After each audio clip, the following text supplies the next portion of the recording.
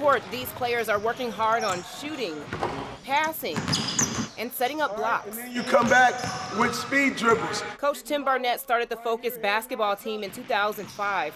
2 years later, his team won their first AAU championship. And now let's go walk up. All right. 20 state championships later, and the focus off the court is still what drives the team.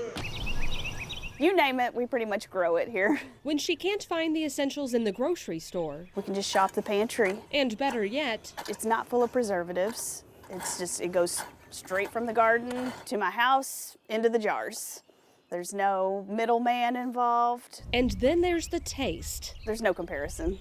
Deb Harder cans, freezes, or dehydrates just about everything she picks. It'll last for years. I've got tomatoes that we're still eating that I canned in 2017.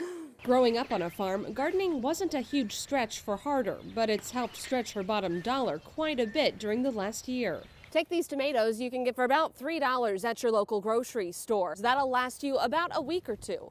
Or you could plant one and feed your family for the entire year at the same price. We really do come together for the love of the sport.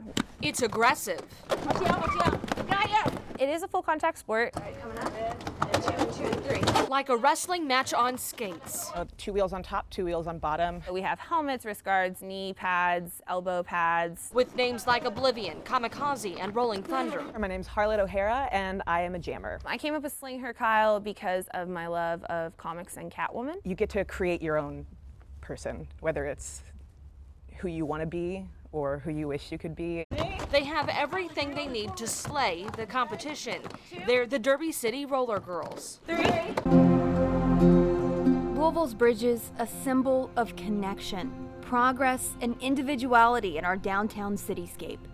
But they also hold a darker symbolism. Suicide is the number 3 cause of death nationwide in people from 10 to 35. The increase in the past 5 years has refocused attention to people who attempt suicide, but people jumping to end their lives is nothing new. The Jackson family lost their son, Chancey, 21 years ago.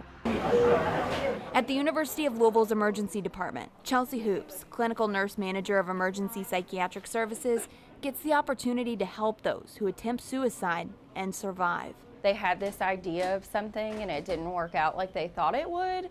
And then some people are angry as well, so it's really just kind of getting with that patient on the one-on-one level where they're at.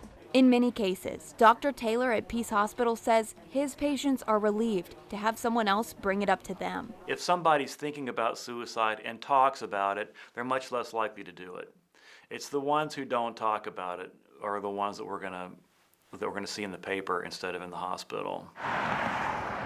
Talking about suicide with your children, with your friends, or with your partner is a tough task.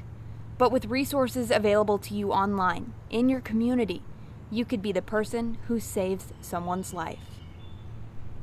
So the mayor says they're spending money to make money. We're talking $4 million at God Breath, another $6 million by the river. But the real secret here is where the money's coming from. Not your hard-earned tax money, it's coming from business revenue. Sunshine. At 9 weeks old, James Ellis has only known the NICU as his home. When skies are gray, Born 3 months early, he weighed just 2 pounds.